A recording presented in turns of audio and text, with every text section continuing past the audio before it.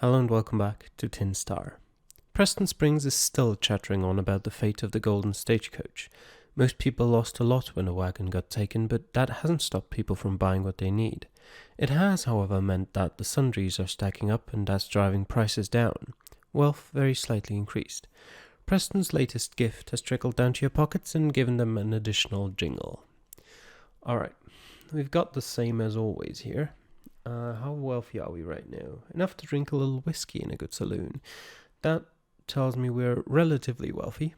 What are we going to do? Sure, look into a lot to purchase for a home. We can look into it at least. As it turns out, J.T. Preston sits on the board of housing that handles the sale of all lots within the town bounds.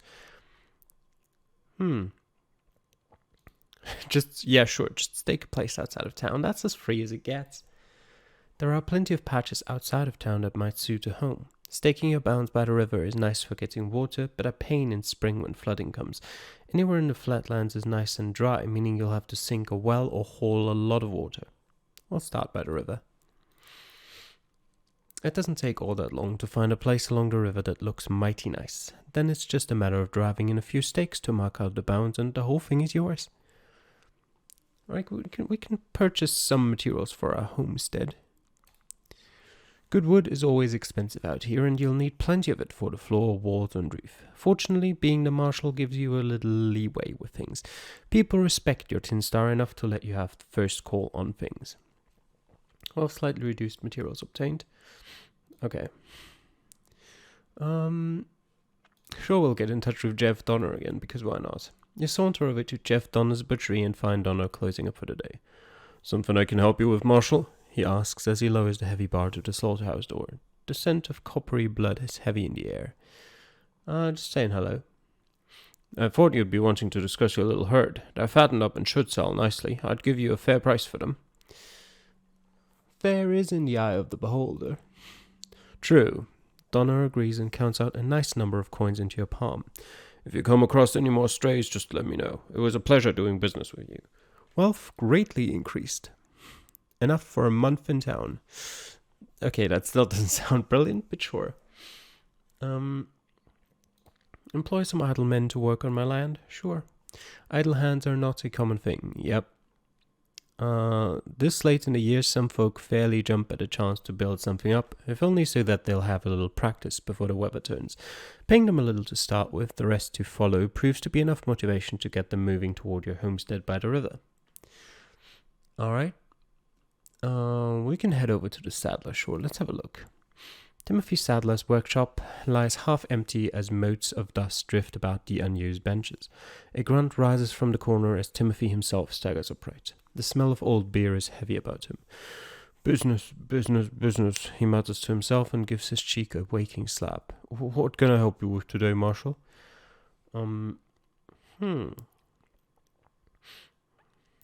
Yeah, do you have time to craft a holster for me? Sure can, it's all leather after all, Timothy says with a hint of a chuckle. What have you got in mind?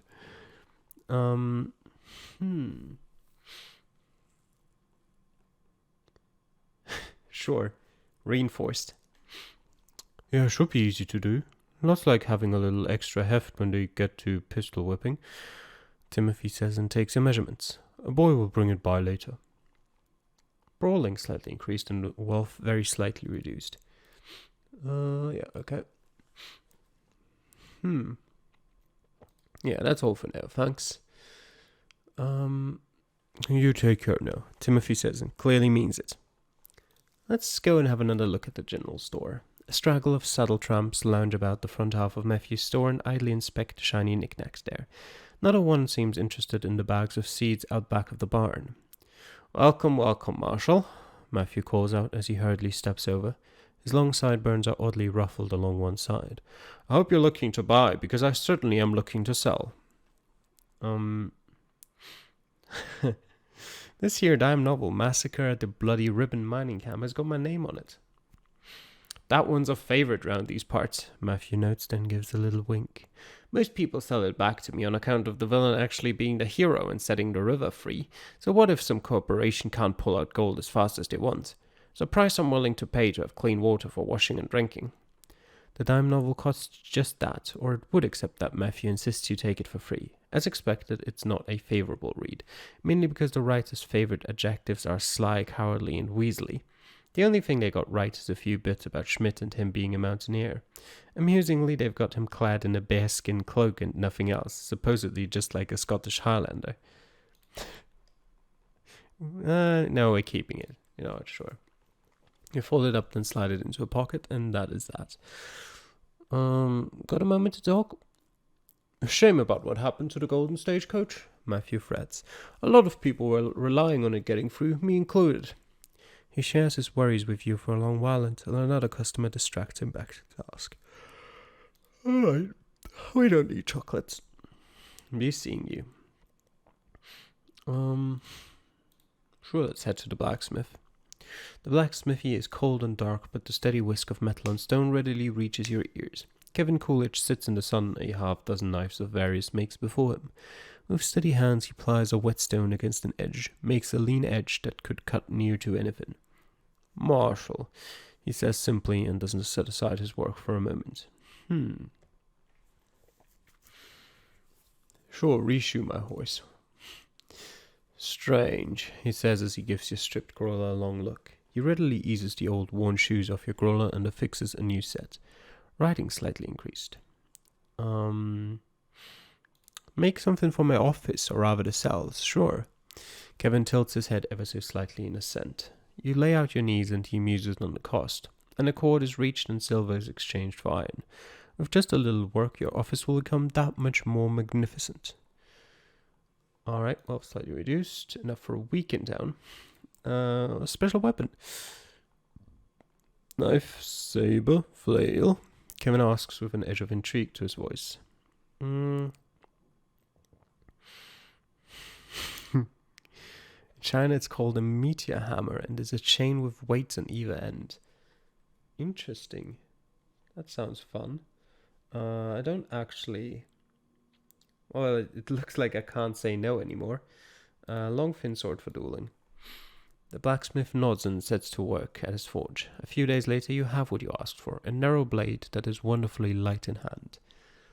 What are we at in terms of brawling right now? 40. Not bad. Alright, guess I'm done here. We'll just skip out on Godfrey right now. And you know what? As always, we gotta see the play. You and a dozen others sit down to a play that reaches back into antiquity, the tragedy of Timon of Athens. Timon is a wealthy patriarch of Athens, generous and caring to his friends, perhaps a bit overly so, as even the smallest gifts given to him are returned a dozenfold. Indeed, he goes so far as to pay 3 talents of gold so that his servant Flavius might marry the woman that Flavius dearly loves. At a fine and sumptuous banquet, Timon goes even further, paying to release an old friend from debtor's prison so that he might attend, then giving away art and jewelry to all who attend. When the party is over, Timon is left with nothing but the house he stands in, which is promptly confiscated by creditors. Only a cynical philosopher, Epaminondas, and a worthless but professional fool keep Timon from being taken to debtor's prison. Timon pleads with those he thought were his friends only to have them turn away. Filled with wrath at this turn of events, he vows revenge and engineers another banquet for those he feels betrayed him. At the feast he serves them rock and tepid water, then sprays them with both before he flees Athens. In a cave beyond the city's bounds he contemplates the error of his ways and his reliance on the appearance of friendship. Then he discovers a bit of gold, and then more. The cave is filled with it, but Timon does not care for what the gold could buy or that he could return to society. Now fully a misanthrope, he meets with a rebel leader and former servant Flavius entreats him to relent. Wait, I missed a line. He meets with a rebel leader and offers him his wealth in return for attacking Athens itself.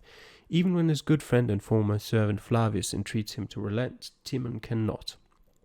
Instead, he simply notes that this shining example of friendship and goodness is a mere servant in Athens. Timon withdraws to the wilderness to die, leaving behind only the epitaph. Here lies a wretched corpse of wretched soul bereft. Seek not my name, a plague consume your wicked caitiffs left. Here lie I, Timon, who alive all living men did hate. Pass by and curse thy fill, but pass and stay not here at thy gate. Okay. Sure, we can lounge about. Nothing new. Stop in at the Evening Star. As you head for the swinging doors of the Evening Star Saloon, you spy a familiar figure down the way. Sam Pitkovich, shotgun in hand and gun belt slung low. When he spots you, he waves and sends several townfolk running as the shotgun falls their way. "Hey, Marshal, good to see you again," Sam replies and carefully settles his weapon. "I took your advice." Okay. So I see. Guard? Yep, on the stage heading both east and west. Turns out they need people who can sit for a real long time. Sam notes. "Say, let me buy you a drink sometime. The beer in the Evening Star is sweet when I'm paying by the bottle and not the shot glass." I'm glad for you, yeah. You said it, Marshal. Sam nods vigorously, then glances over your shoulder at where a stagecoach is putting horses to harness. Well, gotta go. Persuasion increased. Okay, with that, he tips his hat and hurries on past. 47%, that's nice. The Babylon Saloon, nothing unusual here either. No, we're still not raising a glass. The men you hired mill about and wait on your word. Just outside your office, there is a canvas cover that shrouds. Yeah. You know that you've got piles of lumber and such waiting at your lot. Nothing much is happening, at least nothing around these parts that Preston and his deputies can't tend. You know what? We'll fix up the office for now. A stack of fresh boards has been dropped off at your front door one morning. Yep. The men you hired to get to work using the materials you purchased and soon to finally appointed office is the envy of everyone in Nevada. Just outside your office, there is a canvas cover. Okay? You know that you've got piles of lumber and so, yeah. The work is starting to pile up already. There just isn't much time to do more than a bit of what you want.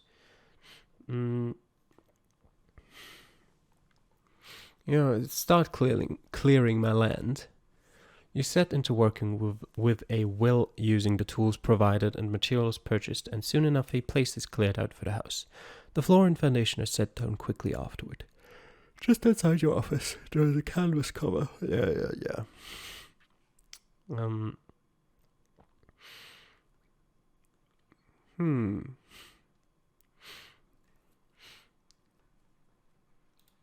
Hire out as a hired gun for part of a stagecoach run. Sure. All it takes is a glance at your tin star to get a job on a stagecoach run. Boring work when no one shoots at you, but going to and from the borders of Lander County pays well enough. Your spare days have been eaten up in full, and you know that it is time to once again shine up your tin star. Alright. Autumn blows in and brings with it a surprise. A dark shape hangs in the sky like a pillow gone awry. For the second day in a row, it has risen at dawn to linger just east of Gray's Peak, like a smudge upon the steadily lightening horizon. A hot air balloon like they've got back east, though this one is far out west. Certainly someone has a hot air balloon and must be using it for a reason. A peculiar one. Finish my coffee first. You drain your cup of strong coffee, spin the chamber of your Smith & Wesson, grab a rifle, and step outside. A rough wind blows down from the mountains and rattles the glass panes of your office windows.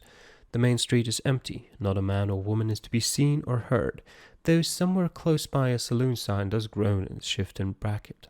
The faint odor of burnt bacon eventually wafts out of the Grand Haven Hotel, along with a hint of black smoke. You bring your horse out of the stable and leave all that behind as you ride toward the distant balloon. The valley around Preston Springs is a long, green and lush stretch of land that goes on for miles and miles between the jagged ranges. Even your growler can't eat that distance up in one gulp, but soon enough you enter the foothills. All the while the balloon obligingly bobs high above the mountainous wasteland, and that keeps you from getting readily turned around in the maze of animal paths that wind their way through here. Farther in are the Chimney Rocks, and if you heard tell from Schmidt correctly, there is a cold water lake or two hidden up there as well. At last you are close enough to catch a good look. It is a balloon all right, and with navy blue panels adorned with an insignia up top. Dangling below it is a figure seated upon a simple plank. Apparently someone is daft enough to want to float in the air when a stiff wind might bring them crashing down. Something suddenly glints alongside the figure, a looking glass of some kind. As you spur your growler onward, the balloon and passenger begin to descend, like a fog on a cool day.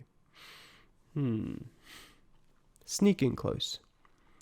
You scurry up the ridge and watch the balloon be winched down to the ground by a quartet of brown-clad fellows with short shorn hair.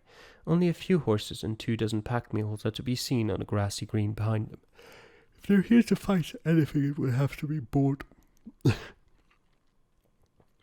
The seated figure nimbly rises as the silk settles and adjusts a broad-rimmed hat to reveal a spill of midnight tresses. Without pause, she steps toward a nearby burrow and retrieves something from a carrying bag. Okay, it's great. As you ride over the ridge, the lady from the balloon gives you an inviting wave. Up close, her dress is a practical tan linen with silver gilt buttons. The usual layers covers every inch of her from the frisk of leather boots, whose toe peeks out from beneath the divided hem, all the way to a hint of lace about a slender neck. Only her hands are bare below that, and even these she quickly hides behind white silk gloves that she absently tucks into her sleeves. A sturdy belt makes for a hint of curve, though some of that stems from the gold-edged and gem-adorned sabre that tugs at her hip. "Greetings, stranger," she calls out in dulcet tones as you dismount. "Who do I have the pleasure of addressing?" "Marshal Calamity Smith." "A pleasure," she replies. "I am... rather, you may call me Maria Agustina Toledo y Santa Rosa." "Maria?" A stern voice cracks out like a whip as a lean fellow with more scars and years than hair strides out from where the bulk of a nearby steed had hidden him. "You are far too familiar with this person. We know nothing of them." Maria suddenly rolls her eyes, but falls silent and forces a mantle of placid calm over herself as the bold man steps over. "Of course, uncle, I will do as you say." Her uncle blows out his long moustache in overblown doubt, but his eyes might as well be made of cracked ice. "Now then, I will know your name, stranger, for my niece is in the protection of Carlos Gustavo Toledo, Conde de Puebla, Carlos Sangre Halcon de Vera Cruz, Carlos de Toledo y León." He lays a hand on the pommel of a sabre that neatly matches that upon the lady's hip. From the way he stands, you have no doubt that he knows which end to hold. "As Marshal of these lands, I welcome you." "It is good to be welcomed," Carlos notes coldly. "Now I will have your name or we shall part on steel terms." I told your niece that already." "It is good to meet you. Now I will leave you to converse with my chatty niece. If you have need of me, and I suggest you do not, then I shall be just over there pretending to nap," he notes. "Please forgive my uncle," Maria asks softly of you as her familial guardian ambles back toward the shade of a wiry tree. "He has taken his recent reverses poorly. Indeed, ever since Veracruz, my father had fought. Well, let us not speak of that. You said you claimed to be a marshal?" "Yeah."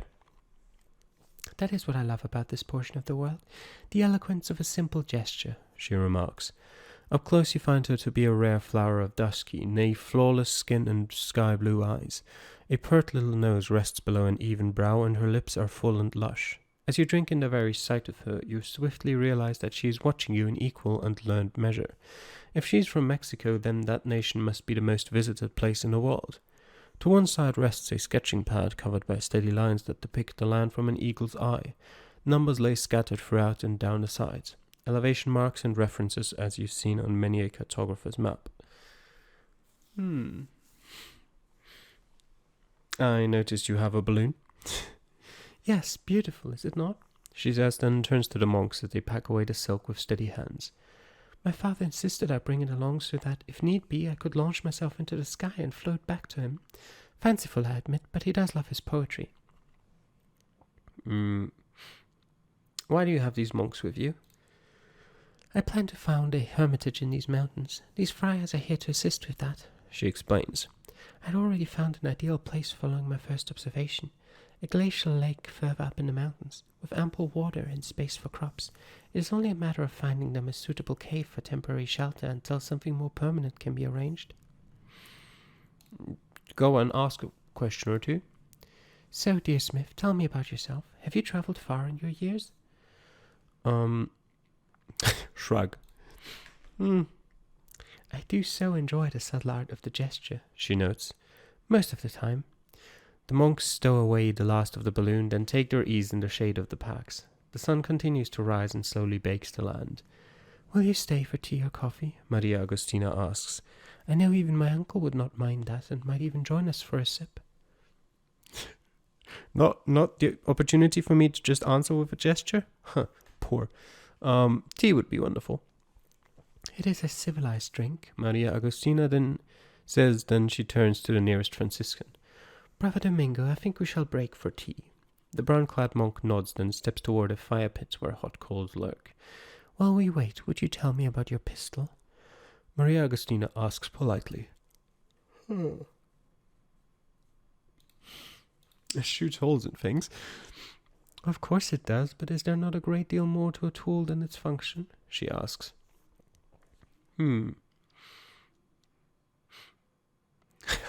God.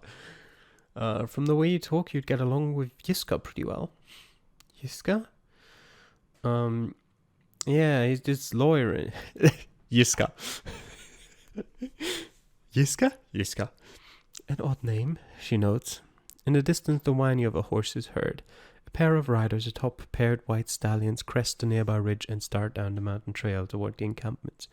Maria Agostina glances but briefly in that direction before turning back to you. Friends of yours? Friends? One perhaps. The second is the bodyguard I brought with me from home. The first I met recently while traveling, she confides. The two men are riders of very different sorts. The first is powerfully built fellow with short, golden hair and a clean-shaven beard. Upon his hips ride twin-sword shotguns, where most men could barely manage a revolver.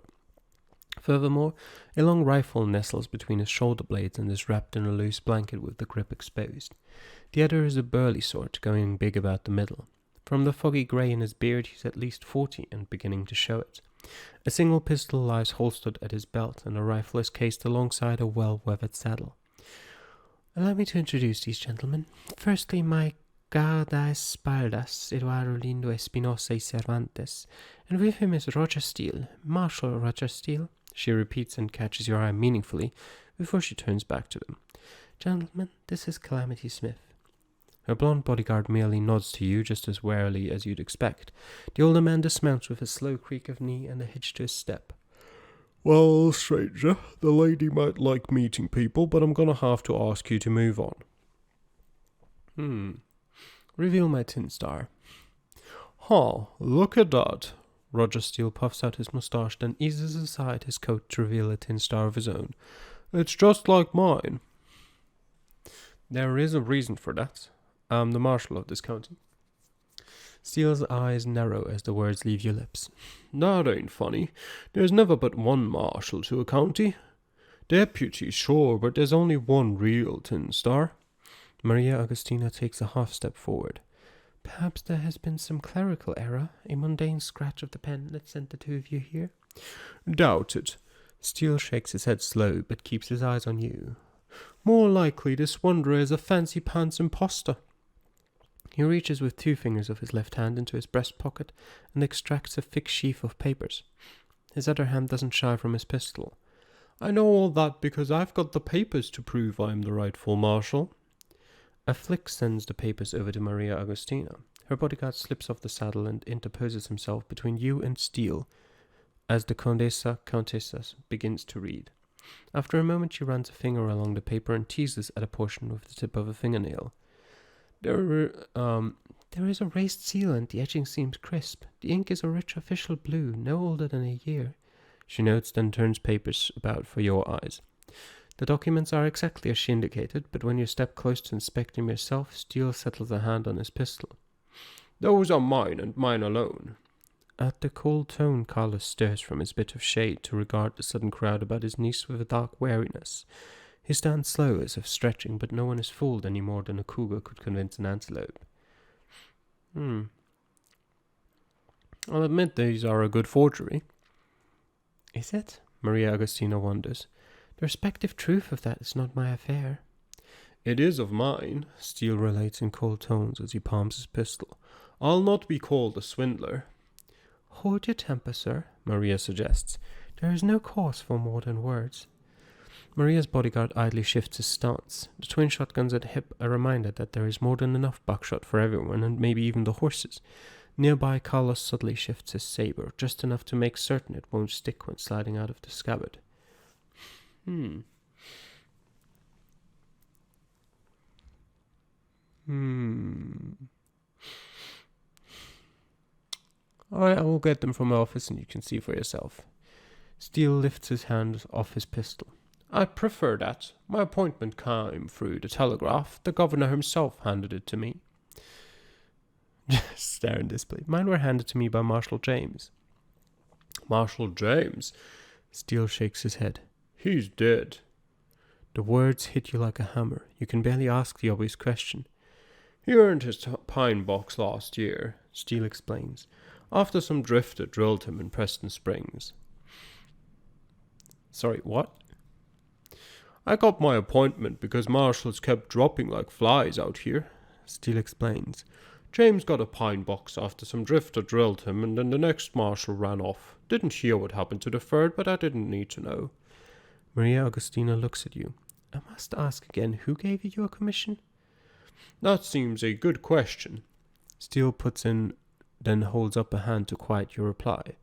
I ain't gonna press on this. Why don't you take some time, figure things out, and we'll talk again? A sound idea, Maria Agostina agrees. Perhaps we could all meet at the nearest hotel then. There is nothing to do but mount up and ride on back to Preston Springs. With every jingle of the harness, you ask yourself the obvious question. You remember quite clearly the hanging. Indeed, it is something you could never forget, especially how the noose gripped your neck and promised to do far more. The creak of the lever, the thump of the door, and then the long fall that came afterward. Marshal James was there, waiting for you in the darkness. He promised to look after all you left behind. He gave you a new name and a tin star. You glance down at the bright badge. There has been one spot on it since the beginning, a little bit at the edge where blood had lingered too long.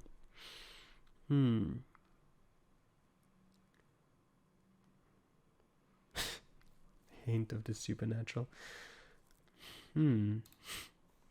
The ride back to Preston Springs is one filled with increasing doubt. You never asked for identification from Marshal James, and what could he have shown you anyway? But another marshal has appeared and laid claim to Lander County. Coincidence? That would be a small word for this. Your appointment papers are right where you hid them, all nice and tidy and exactly like the one Steele has, right down to the raised seal and royal blue ink. They could be identical except for the names.